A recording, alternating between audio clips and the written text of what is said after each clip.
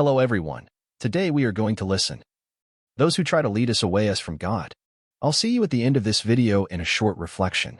If a prophet or one who foretells by dreams appears among you and announces to you a sign or wonder, and if the sign or wonder spoken of takes place, and the prophet says, "Let us follow other gods, gods you have not known, and let us worship them," you must not listen to the words of that prophet or dreamer. The Lord your God is testing you to find out whether you love him with all your heart and with all your soul. It is the Lord your God you must follow, and him you must revere. Keep his commands and obey him, serve him and hold fast to him. That prophet or dreamer must be put to death for inciting rebellion against the Lord your God, who brought you out of Egypt and redeemed you from the land of slavery. That prophet or dreamer tried to turn you from the way the Lord your God commanded you to follow. You must purge the evil from among you. If your very own brother, or your son or daughter, or the wife you love, or your closest friend secretly entices you, saying, "Let us go and worship other gods, gods that neither you nor your ancestors have known, gods of the peoples around you," whether near or far, from one end of the land to the other, do not yield to them or listen to them. Show them no pity.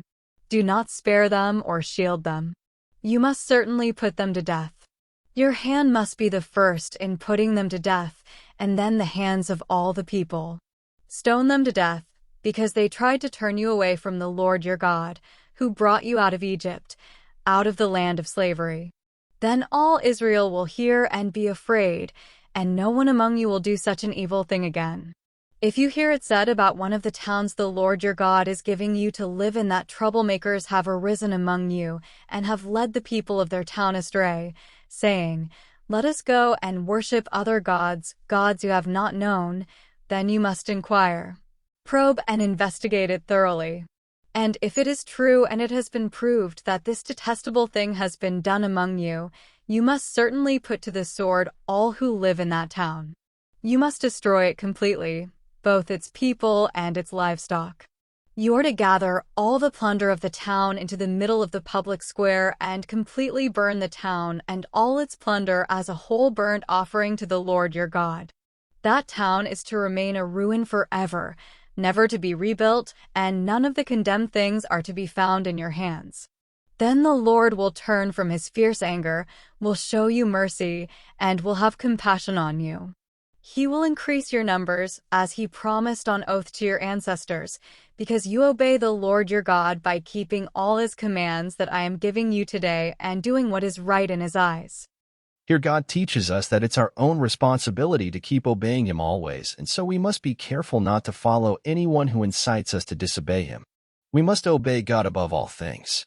He teaches us that even though we must be merciful and forgive those who do unrighteousness against us, we must not forgive nor be merciful with those who try to lead us away from God. We must remove them from our lives, show them no pity, neither spare them nor shield them. Moreover, we must get rid of everything we've received from them. Because they're inciting us to rebel against God as when the devil deceived Eve, leading her astray from obeying God. We must be attentive. Sometimes they are spiritual leaders, pastors, reverends, preachers, apostles, prophets, worshipers. Sometimes they are someone close to us, the person we love, our partner, our children, our parents, our siblings, our relatives, our friends. Sometimes they don't incite us directly but the people around us. However, we must not listen to them, but remove them from our lives.